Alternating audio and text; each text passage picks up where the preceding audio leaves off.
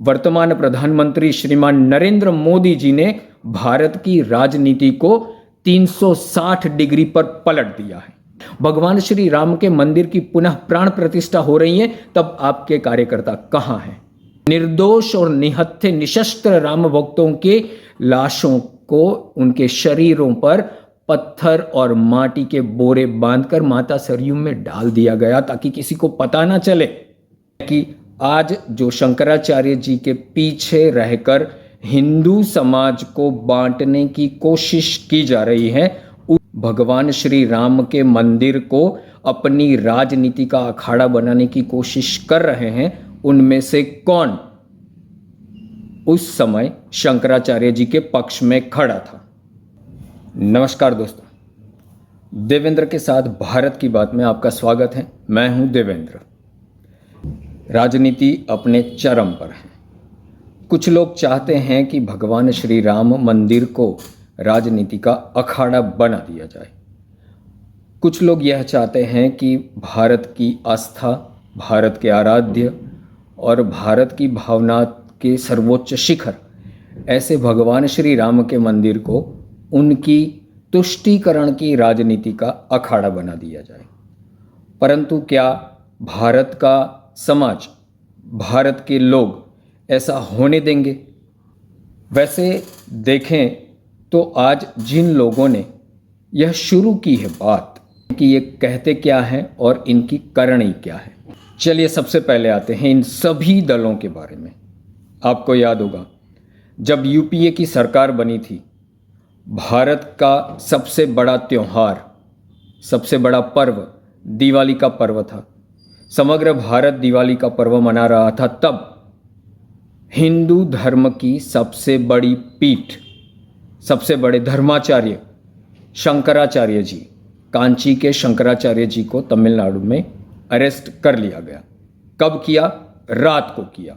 जब कांची के शंकराचार्य जी को अरेस्ट किया गया, हिरासत में लिया गया, तो आज जितने दल और जितने नेता शंकराचार्य जी के पीछे छुपकर भगवान श्री राम के मंदिर को अपनी राजनीति का अखाड़ा बनाने की कोशिश कर रहे हैं, उनमें से कौन उस समय शंकराचार्य जी के पक्ष में खड़ा था? आपको कोई भी नजर नहीं आएगा।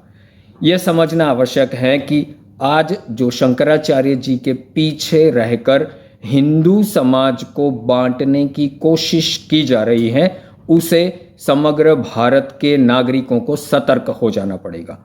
ये कुछ ऐसी ताकतें हैं जो चाहते हैं कि भारत के नागरिक एक न हो, इनमें एकता न आए। भगवान श्री राम के मंदिर के लिए उनकी जो आस्था है, उन पर चोट पहुंचाकर उनको भगवान श्री राम से दूर किया जाए। परंतु क्या ऐसा हो सकता है? राहुल गांधी कहते हैं अपनी राजनीति के लिए मैं अपने धर्म का चोला नहीं ओढ़ूंगा। तो यह सवाल उठता है कि राहुल जी 2017 की गुजरात विधानसभा के चुनाव में जब आप इधर उधर सारी जगह टेंपल रन कर रहे थे, तो वो कौन सा चोला ओढ़ कर आप निकल पड़े थे?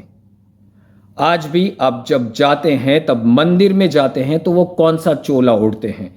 क्योंकि पूरा भारत जानता है कि भगवान श्री राम के मंदिर के विषय में यूपीए की सरकार कांग्रेस के समर्थन में, कांग्रेस की नेतागिरी वाली, नेतृत्व वाली यूपीए की सरकार, जिसको सोनिया गांधी जी के द्वारा रिमोट कंट्रोल से चलाया जाता था, ऐसा लोग कहते हैं, उस सरकार ने, माननीय सुप्रीम कोर्ट ने यह एफिडेविट दिया था कि राम डज नॉट एग्जिस्ट, भगवान श्री राम का अस्तित्व नहीं था।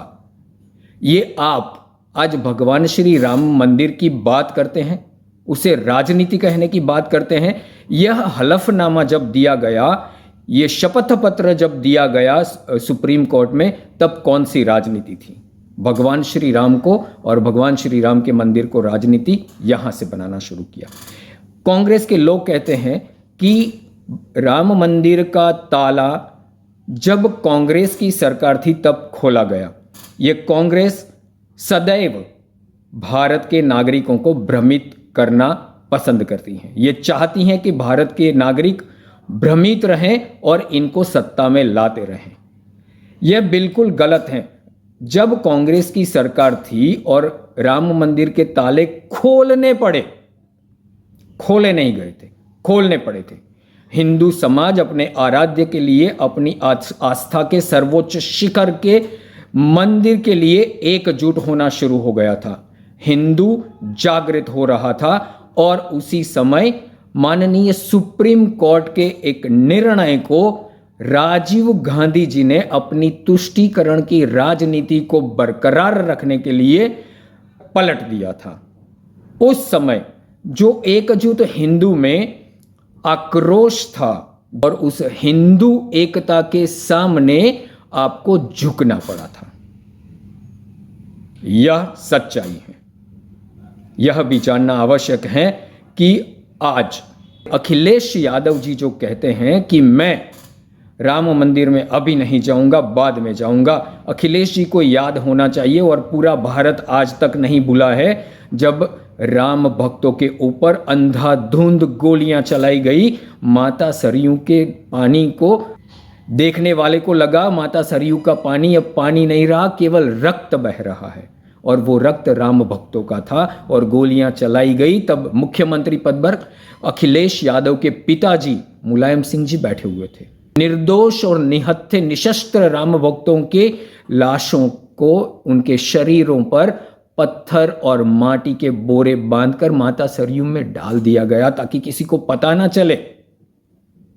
यह सारे लोग आज राम मंदिर को यह कहते हैं कि राजनीति है।